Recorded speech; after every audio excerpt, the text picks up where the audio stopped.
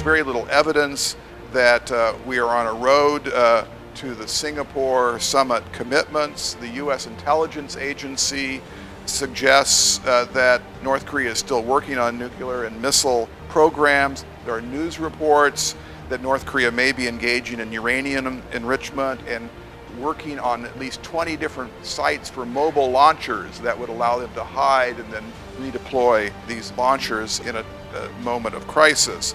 In some sense, if this is where we are, South Korea is operating as the good cop, the U.S. Pledging to continue sanctions is the bad cop. North Korea says we need trust. The U.S. says, okay, but we need to keep the sanctions until there is truly denuclearization.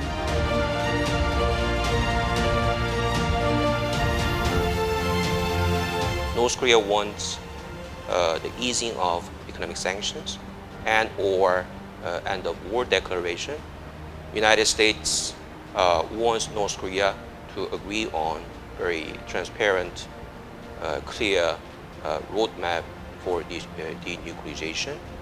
Against this backdrop, President Moon Jae-in of the Republic of Korea is gearing up to have Kim Jong-un to visit the South. Kim Jong-un might be tempted to make a visit to the South for the sake of attracting attention from President Trump, for the sake of making him jealous, while boosting up so-called progressive forces in South Korean politics.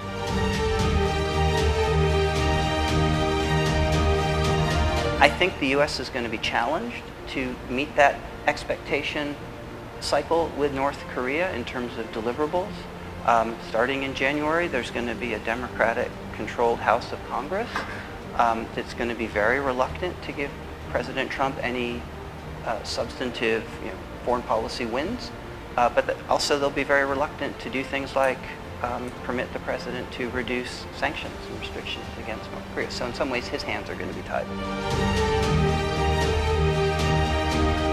You can see the denuclearization was not the first point in the joint agreement between Kim Jong-un and President Trump.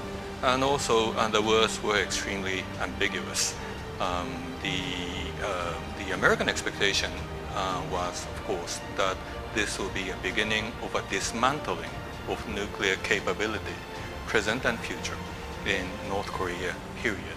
There was this false expectation, if I may, early this year, that North Korea is moving away from China and we should make much of it and use it in a way that DPRK's relations with China will change. It didn't happen. As a matter of fact, Beijing maintained an extremely strong relationship with Pyongyang even before the summit and also after the summit.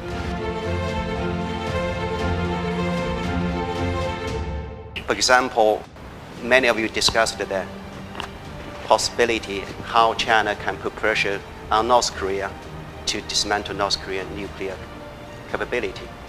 But North Korea might be in a similar position to pressure China to demand the United States to make commitment to North Korea, not to invade or to provide a security guarantee to North Korea.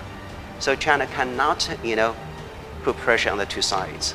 Perhaps it needed more longer time to finally solve it. We cannot expect that one summit or two summits will solve the problem, but we think from this last summit in Singapore, we can tell that summit diplomatic channels is the only means to reach the goal to finally solve the North Korean nuclear issue.